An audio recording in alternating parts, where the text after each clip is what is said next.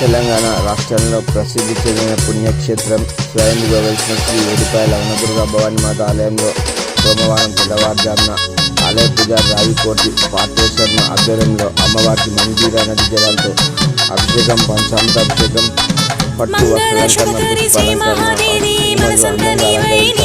అనంతరం అమ్మవారికి కుమార్తెన సహస్రనామార్చన ప్రత్యేక పూజల అనంతరం మంగళహారతి ఇచ్చారు.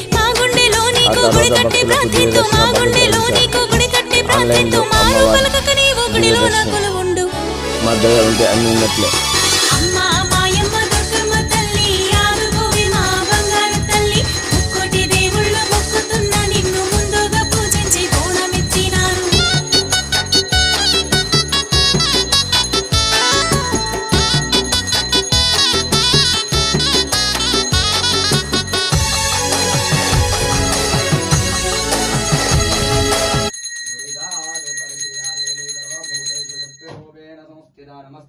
नमस्तस्यै नमस्तस्यै नमो नमः।